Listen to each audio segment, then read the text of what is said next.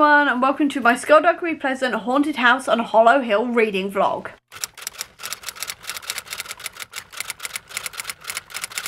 So this is going to be my reading vlog for The Haunted House on Hollow Hill, which is the latest book in the Skulduggery Pleasant series. But what I will say is that I already know what happens in this book, because this book originally came out as a podcast over the summer, and this is just the physical format, which has been turned into more of a story than an audio listening experience type thing. And the reason why I am vlogging this instead of the audiobook is because I will say the audiobook lost me at a few points, because it turns out when I'm reading a mystery, I need to read it physically and not audibly, otherwise I will get lost and forget clues and all of this kind of thing. So I'm going to be vlogging me reading this book instead of the audiobook. And if you do not know what The Haunted House on Hollow Hill is, it is the latest one in the Skulduggery series, like I said, where Skulduggery and Valkyrie end up trapped in this hotel that is haunted, and then bodies start dropping and they've got to figure out what's going on. And now I'm really excited to read this one and just sort of dive into it. I've been putting this on hold until I had time to read it. I now finally do, so let's get reading because I cannot wait any longer. So quickly before we get started, first of all, can we appreciate the new cover designs and then also the end papers, because I mean these are so pretty. I love the haunted house look on these end papers, and I just really wanted to show them off. And then under the dust jacket is just blue, but still very, very pretty and worth showing off, as well as actually, if I can quickly move that back in again properly. There we go. The sprayed edges, because obviously I also got the sprayed edge edition as well, so just wanted to quickly show that off before I started reading. I'm currently only like 12-13 pages in so far, and I'm already absolutely loving this and the descriptions of it. I'm actually going to go back to the beginning where it talks about the hotel, because it's just such a good description, and you didn't get that in the podcast version, because the podcast version was mainly just the speech and you didn't get any sort of description as to what everybody looked like, what was going on, or anything else. It was all done via speech and sound effects. So I'm just going to give you the description of the hotel. It says, "This is a Hollow Hill. The building we're looking at, this tall slice of gothic melodrama, has been plucked straight from the mind of Edgar Allan Poe, maybe crossed with a little Tim Burton. Sleepy Hollow Tim Burton, not Charlie and the Chocolate Factory Tim Burton. If a hotel could look tortured, dear reader, this is the hotel. Light spills from its windows in a transparent attempt to appear warm and inviting. It's not either of those things. The hotel is unsettlingly big and perches on top of this hill like a wounded bird, all broken winged and ruffled feathers.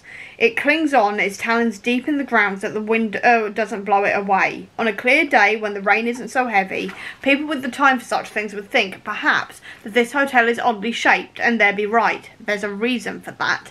And it's just such a good description of the hotel. That's not how I imagined it in my head, I won't lie, when I first heard the podcast, but it's such an interesting description of it. And then it's really fun to hear the I like to read the speech as well, because that's what I heard. I listen to every podcast episode at least twice usually, to try and get it in my head a little bit better, and I'm actually hearing it in the actors' voices, which is really good. And actually, speaking of the actors, I want to quickly go back to the dedication on this one. It says, because obviously I've always got to mention a Derek Landy dedication because they're always brilliant, and it says, "This book is dedicated to the wonderful producers, technicians, sound designers and actors who transformed the Skulduggery Pleasant books into audio masterpieces of unparalleled genius. If not for a pesky stutter, I would be in that recording booth with you and nailing the accents every time, instead of lying here on this couch being fed grapes by a man dressed as a monkey, waiting to be entertained." Which I just love. That is just pure Derek Landy humour, which I absolutely adore. And then there was one more thing I wanted to say for this first sort of 12-page update, apart from I've got this bookmark that says morally grey book lover, because I think everyone in this book is very morally grey, and I think that's actually what I'm using this to cover for Gothtober, if I remember rightly. But anyway, there's just been an older couple that have just turned up called Nora and Bert, and they're not in the adaptation, if I remember rightly, like in the podcast version. And Derek Landy did say that it was going to be minorly different, and there was going to be a couple of extra characters and things like this. So they're the extra characters, which is quite interesting. So yeah, there's been a few changes. I really like the descriptions on this. It's really sort of fleshing it out that little bit better and getting it into my head that little bit better. And I'm interested to see how Nora and Bert tie into this as well. It's so interesting now looking back and seeing how Romeo Gideon reacts to Skulduggery and Valkyrie walking through, because while Skulduggery has his fake face up so he can like not freak everybody else out with his skeleton face, it's obvious who he is with the with the hat and everything else. It's so clear who he is, and obviously he's with Valkyrie, who is one of the most recognisable sorcerers of their world. So the fact that Skulduggery turns to him and goes, "I know your face," and Gideon's like, "I don't think so, I'm just," and he kind of freaks out, right, and then trying to downplay who he is and stuff like this. It's like, he knows exactly who they are and he knows what he's done, so it's really fun to see him react like that now, knowing who he is and what he's done in the past and his connections to the Sanctuary and all the rest of it. That is, love that. Like, the hindsight of this is, I'm really enjoying that, I will say, because obviously, while I can't remember the steps to how they got to who did the murders and things like this, I still remember like the basic bits about all of the characters and like a few bits of their backstories and things like this. So it's really fun to look at this and then be like, oh, that's why they're reacting like that and doing that and that kind of thing. Really enjoying that. This is possibly the most funny scene of this entire book, and I mean there's a lot of funny scenes in this book, but this one is one of my absolute favourites. So the body's just been discovered, or like the first body has been discovered. It's hanging from the rafters, like blood dripping, all the rest of it. And Skulduggery and Valkyrie have come in to investigate, and Skulduggery has taken his mask off and everyone started screaming, right? And they are screaming because they're so scared, because obviously he's a walking skeleton. And the guy who works there, called Terry, is doing the, "How many are there?" And Skulduggery is like, "How many what?" And he's like, "Skeletons. They could be anywhere. Don't you see? They could be anyone. You're talking to someone and you think they're normal, and then their face falls off and suddenly they're a skeleton. You ever seen Invasion of the Body Snatchers? It's like that, except for with skeletons. The police, the army, the government. I bet there's loads in government and the media. All this woke this and woke that." And Skulduggery's gone, "Terry, are you saying all the liberals in the world are secretly skeletons plotting to take over?" And you can just see him start going, "I'm gonna screw with this guy." And it's sort of like, he goes on, and Terry's going like, "You don't scare me," lying through his teeth. And Skulduggery, it says, Skulduggery takes a single step forward, looming over Terry like death himself. And I love that line so much, because obviously Skulduggery could be seen as death himself. I'm surprised there's never actually been a line in any of these books that he's like been mistaken for death himself, or at least a very well dressed death, because he's always in the three-piece suit and all the rest of it. But there we go. And Terry's gone on to do the, "How many more are there?" "How many more what, Terry?" "People who are skeletons inside." "Oh, Terry, there are billions of us." And this is when Skulduggery starts screwing with him. He goes, "What? They're everywhere, Terry." "No. There's nowhere to run. There's nowhere to hide." "Oh, God, no. Beneath every face, beneath every person, there's a skeleton, Terry, watching you, waiting for you to drop your guard, because when you do..." And then Valkyrie comes in and goes, "Can you stop scaring the poor man?" And I love that so much, because obviously this is Skulduggery. He will take any opportunity ever to screw with someone, and I love that he's just done that. You know, because obviously he's so used to people reacting negatively at this point to him taking down the mask and all of the rest of it. So it's just so fun to see him just screwing with someone, especially when someone is immediately doing the liberals run the world thing and the like woke is bad thing and all the rest of it. It's immediately fun just to watch them get like screwed with and terrified by Skulduggery. I love it so much. Oh, and I forgot this bit because Valkyrie's going, "Can you just reassure him for a minute? You know, like, you're perfectly safe," this kind of thing, or at least mostly perfectly safe. And Skulduggery's like, because if we did decide to take over, you wouldn't know about it until it's too late. We have spies everywhere. Tell me, Terry, can you trust your own skeleton to not be one of us? He's like, it's stuff like this that just really makes me laugh in a Derek Landy book. I love this scene so much. It just brings me ridiculous amounts of joy, and if that doesn't explain Derek Landy's entire sense of humour, I don't know what will. I also love whenever they do the Detective Inspector Me bit. So it goes, "I'm just a detective me, this is Sergeant Her." And then the cop goes, "I'm sorry?" And Valkyrie goes, "He's me, I'm her, perfectly straightforward." And then the cop's going like, "Wait, hold on, who's he?" And Valkyrie's going, "I don't know a he. Do you know a he?" "I know a he, but he died." "Who died? Who died? I didn't hear that. Was it recent?" "Was what recent? Whose death? Whose death?" Superintendent who? He was a good man. Who was a good man? No, he was a good man. Who was incompetent? He used to tell me outrageous stories about killers who let slip through his fingers. The man was a menace. A menace? I'm confused. I mean, I just confused myself reading that. I don't know if you can kind of see it, but it's sort of like the he's and who's and all the rest of it are like capitalized as like names, and I just love these moments so much. They just bring me ridiculous amounts of joy whenever they whenever these are in one of these books. And what I love is that you can always tell that Derek Landy has a massive smile on his face writing these ones, because they're just so ridiculous but so much fun. So Amelia the Ghost has just attacked them all, and Ash has just been knocked out, and Skulduggery and Valkyrie are taking him to a room to recover, and we've just had Clive breaking up with Gideon as his assistant and things like this, and saying like he's a terrible human being and all of this kind of thing, and Romeo Gideon saying he's had 3 assistants before and Clive was the best one, and Clive's like, I don't care, I'm out of it, essentially, or at least I'm out of this like employment thing. And he's just gone up to, and Romeo Gideon has just gone up to Lucy and Kate and has said to Kate, would you be interested in becoming my assistant? And you remind me of my first assistant, or you would if I could remember her. And that's because she is his assistant, because obviously she was his first assistant, or his second assistant. She was one of his assistants anyway, and he doesn't recognise her because he's so up his own arse.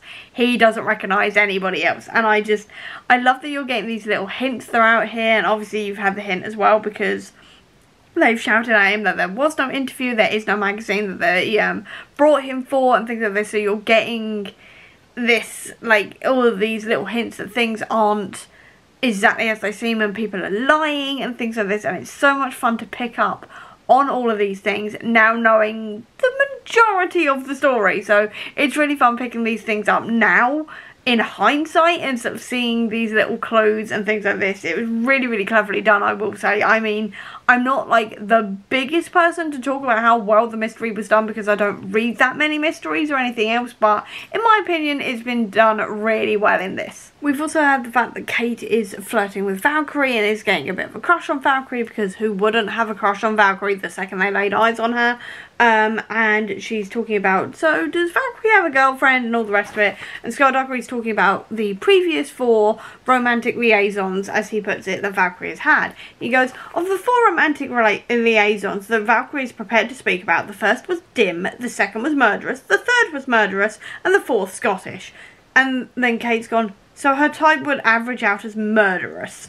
And Skulduggery's like, I suppose it would. And seeing as Kate is literally one of the murderers here, and the other one is the hotel owner whose name has completely escaped me at the moment, but the hotel owner and Kate are both the murderers in here. It's like nice little sort of hint again that Kate is the murderer. Like, you haven't had any other clues so far, but it's a nice sort of little hint of actually she's the murderer because she fancies Valkyrie, and Valkyrie seems to attract murderous people for some reason. So interesting little sort of hint there as well. I've just got up to Clive's death, and yeah, I still don't think Clive should have died. I definitely think Romeo should have died because Romeo is a horrible human being. But I don't think Clive deserved it. I really don't. I think Clive deserved to live on and have a few happy years, or several hundred happy years, as a mediocre sorcerer, but still like living his life and being happy and things like this after spending years dealing with Romeo Gideon and his awful behaviour and just generally being Romeo Gideon, you know. I definitely think Clive deserved to live. I'm also sort of remembering a fair amount of this. There's a few bits that I'm not remembering that well, but a few bits are coming back to me as I'm reading it, like the bit about Kate and everything else. And I remember Lucy's backstory where her girlfriend was a sorcerer who then got murdered by Kate, and then all that happened. But yeah, I'm remembering a fair amount of things. But the one thing I just wanted to quickly mention as well was Romeo Gideon, and every single time I hear, like, he turns up on page, I imagine him as Matthew Macfadyen, because when I was listening to the podcast version, the guy who played Romeo reminded me so much of Matthew Macfadyen in Deadpool and Wolverine. Like, the way he talked and everything else was so like Matthew Macfadyen as Mr. Paradox. So every single time Romeo turns up on the page, I'm like, Matthew Macfadyen, Mr. Paradox. Every single time. Like, that was definitely not the point, but that is exactly where my brain went. And then I also want to say that usually these books are filled with various different pop culture references and stuff, but this is really being a little bit low on that. There's obviously references to classical music and Brahms and things like this because that's a big part of the plot. But as for the usual pop culture references, they're usually sprinkled throughout the Skulduggery book. There aren't that many. Obviously the title, The Haunted House on Hollow Hill, is definitely a reference to Haunting of Hill House, so that's one of them definitely. And then also the references to classical music are throughout here. But I think there's only one other at the moment that I want to very briefly mention because I'm trying not to talk about it too much because obviously you'll see why in a minute. But the original owner of the hotel, one of the original owners, was called Burgess, and I reckon that was probably a reference to Roderick Burgess from the Sandman comics. And obviously I'm not talking about those at the moment because there's allegations against the original writer of those, so I'm trying not to promote those comics or anything else on this channel or anywhere else online because obviously I don't really want to be promoting that author. I will still probably talk about the TV show because that's written by different people, and I do not believe that a whole cast and crew should be punished for one man's actions. So that's my personal take on it. But anyway, I do think Burgess is probably a reference to those comics. For context, this was written before that happened and all of the allegations came out, so I do not blame Derek Landy for possibly referencing that comic book series, however subtly, in this book. But apart from that, there aren't really that many pop culture references, which is a little bit sad because I do miss the pop culture references. But to be fair, this is a really short one and there's not really that much time to make a whole load of references throughout here, so it's fine. But I just wanted to say I do kind of miss those pop culture references because quite frankly I do live for them in these books. It's now the next day. I haven't made any further progress, but just so you know, while I am like filming this, I am also sitting here waiting for this line to go all the way over here so I can buy tickets to Tom Hiddleston and Hayley Atwell in Much Ado About Nothing. So if I seem stressed for a little while, it's because I'm waiting for this to load so I can actually, you know, get some tickets, fingers crossed, because I do not have time to get it tomorrow because I'm going to be in the hairdressers. So hope for me, that's all I'm saying, is really hope for me. While I wait for myself to get through the queue, I'm about third of the way. Anyway, I'm still reading this obviously, and we've just gotten to the bit where they're talking about reverence articles, which are magically imbued objects with the 7 layers of obedience. And Skulduggery's explaining it. It says it's from an old cult that worships some obscure god, none of which matters right now. And I'm like, he's mentioning gods again because he keeps on doing this. He didn't mention gods, if I remember rightly. Derek Landy did not mention gods or anything else that much in the first, like, 15 novels, I think it was. No, wait a minute, first 13 novels, not the 14th and 15th, because that's where, like, we start getting mentions of, like, Gog Magog and things like this, which is Skulduggery's dad. So we know that there are gods, and they were mentioned a couple of times, but they've started really ramping up the mentions now in nearly every single book, or actually in every single book since like the 14th, I think it is, when we first started getting more about gods, and now they're more consistently being mentioned. And I'm like, Derek Landy is planning something, because you don't just introduce the fact that Skulduggery's dad is Gog Magog, one of the most powerful gods ever, who had to be imprisoned in a different universe for that to not be a massive thing. And now we keep on getting mentions of gods and like cults that worship them, all of this kind of thing, and I'm like, Derek Landy is cooking something here. I don't know what he's cooking, but he's cooking something here, and I cannot wait to find out what it's going to be. And as I just got to the big Nebula Grody reveal, I got through on the tickets, and I've got tickets! I'm going to go see Hayley Atwell and Tom Hiddleston in Much Ado About Nothing. Like, before this year, I had never seen a Shakespeare play in real life. I've always seen them as like recorded versions and stuff like this, because obviously I've seen Benedict Cumberbatch's Hamlet, I've also seen David Tennant's Hamlet, and I've also seen David Tennant and Catherine Tate do Much Ado About Nothing, and I saw the pro shots of those. And now this year I'm seeing Macbeth in November, and now next year, the day before my birthday, I'm seeing Tom Hiddleston and Hayley Atwell. Why am I waving this book around? It's nothing to do with what I'm saying, but I'm so excited. Because I've loved Tom Hiddleston and Hayley Atwell for a very, very, very long time.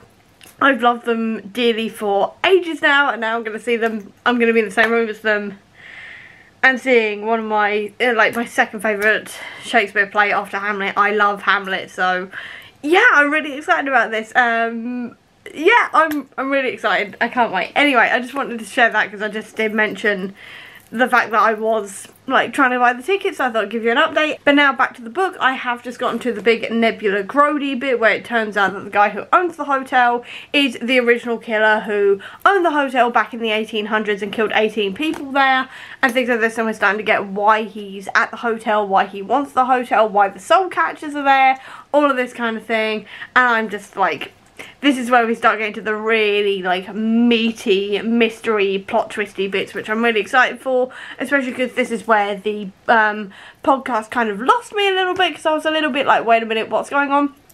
Because we weren't getting like descriptions of what everyone was doing. We was just getting the like the speech and then also the sound effects, which is a little bit confusing for me at times. I kind of like it when there's a little bit of narration as well, so I'm really enjoying getting the actual narration in the book. So gonna carry on, but just wanted to say I'm gonna go see Tom Hiddleston and Hayley Atwell.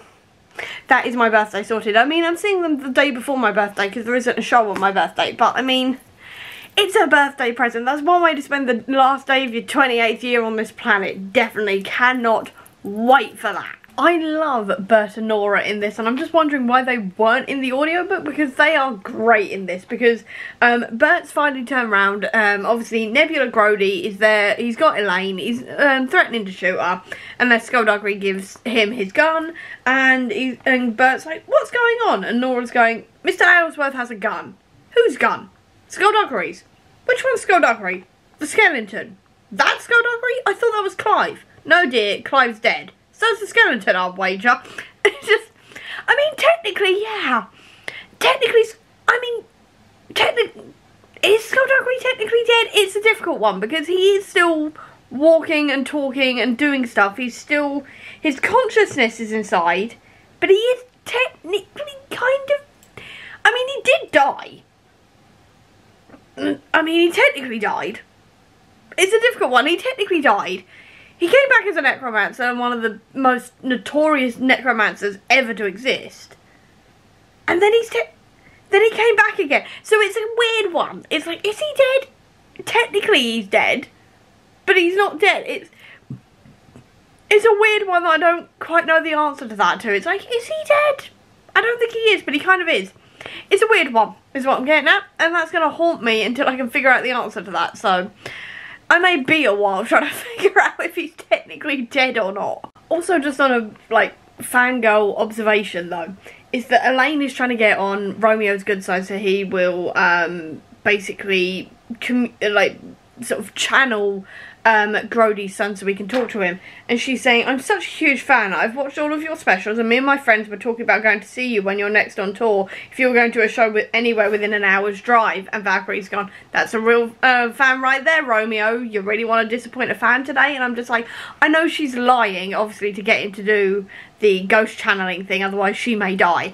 And I'm just looking at it a bit going, I've travelled halfway across the country to go see McFly. For context, I'm literally seeing them tomorrow night at the O2, which is admittedly an hour away, but I have driven, not personally, I've like gone up to Manchester to meet them once. I have, like, because they were holding meet and greets and I couldn't get the London date, so I went to the Manchester one, and then I've gone all the way to Newcastle to see them before, and then I orchestrated a holiday in Cornwall to see them.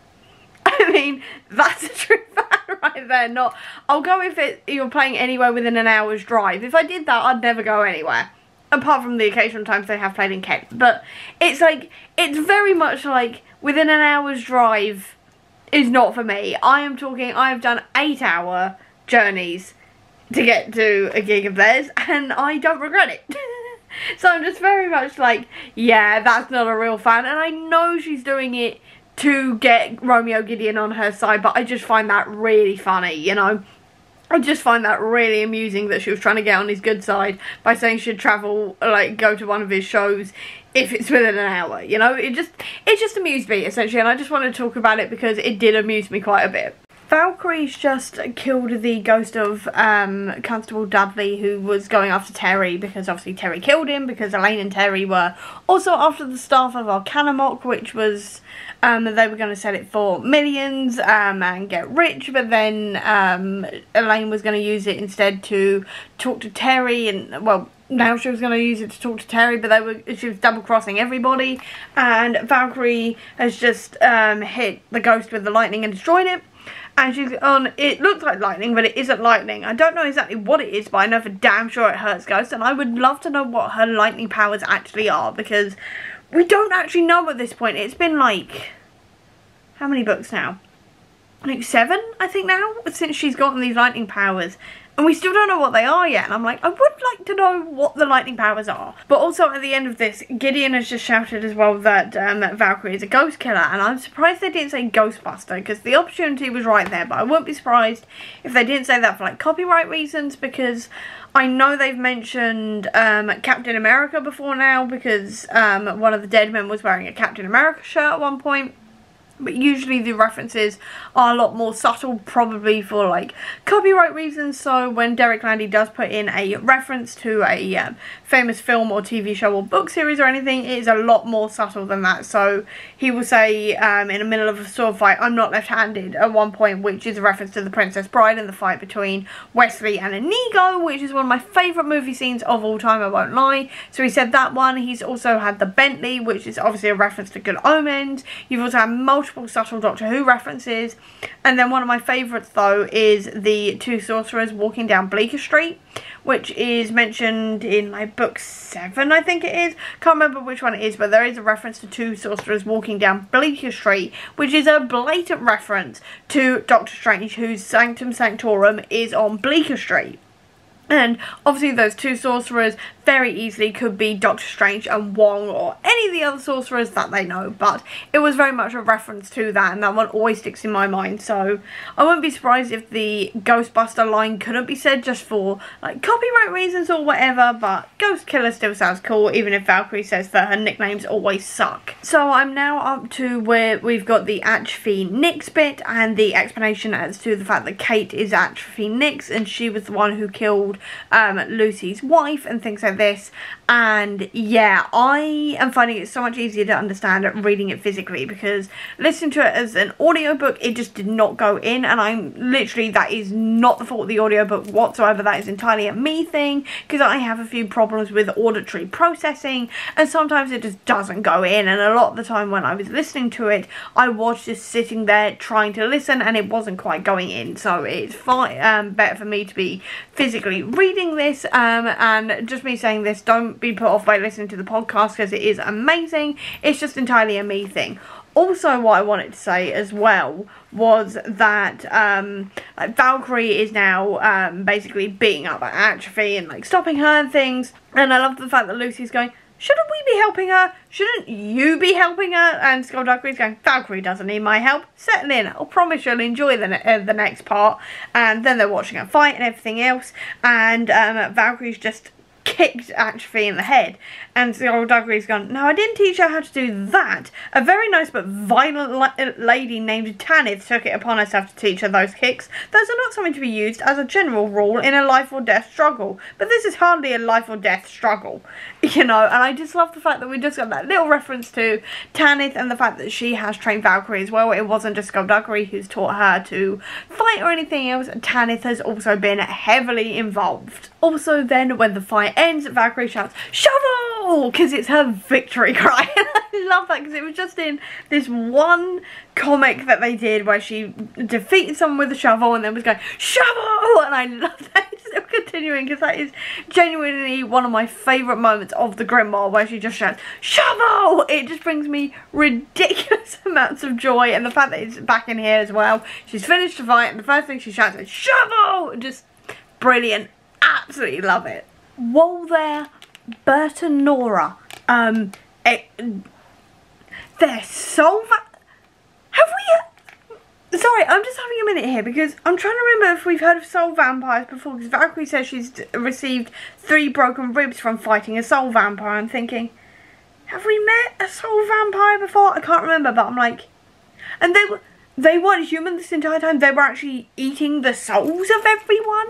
And then, to be fair, I did think something was weird when they mentioned a cruise. They said that they'd gone on a cruise called the Carpathia, and I was like, wasn't that a ship that sank? Or like, I was sure that the Carpathia was something to do with a old ship from like 100 years ago or something, and it turns out it was actually the first ship to reach the Titanic after it sank in 1912, right? And they said that they were on that ship, and I was like, I thought that sounded weird, but I didn't know why. But oh Jesus Christ, Landy, just why weren't these not in the audiobook? Because I'm now just like, I am confusion. But like the best kind of confusion. But at the same time, what the hell, Landy? Like, soul vampires? Just, that's a new take on vampire legend I wasn't expecting. Like, damn. That's, I mean, there's only 2 pages left. How is that? How does he do this? How does he manage to shock me every time? Even when I've like listened to the podcast of this book. I mean, damn, Landy. Just damn, Landy. And with that, Skulduggery Pleasant, The Haunted House on Hollow Hill is finished, and I really enjoyed this one, even though I listened to the podcast version, so I basically knew who the killers were and everything else. I really enjoyed reading the book physically and going through the clues and understanding the clues that bit more, because I was physically reading it, not listening to it, which I find really helps with me. And I really like the plot twist of this one. That last twist of soul vampires got me, I won't lie. I love the fact that we're getting the gods mentioned again as well, because Derek Landy is clearly heading towards something with that. I love that we were seeing more things from the outsider's perspective as well on their world and who Skulduggery and Valkyrie are. All of this kind of thing. I loved the murder mystery vibes of this, and it was just plain good fun, and I am giving it 5 stars, as I always do with a Skulduggery Pleasant book. And that is where I'm going to leave this video, so I hope you enjoyed it. If you did, please do give me a thumbs up. Comment down below, tell me what you thought of this book when you read it for the first time. I'd love to know. Or if you don't have that much time, leave me a skull emoji down below to let me know that you were here. I'll also leave a link as well down below to all of my social media if you want to check it out, including to the Comic Book Sanctum, which is my website dedicated to Marvel Comics, which actually has a blog post on there dedicated to explaining every single thing Derek Landy has ever written for Marvel, if you want to check out his Marvel work. I'll also leave a link as well down below to my bookish Etsy store if you want to treat yourself to something bookish today. Or if you just want to see any more of my videos, please click subscribe here, and over here will be the link to my previous video. But until next time, everyone, bye!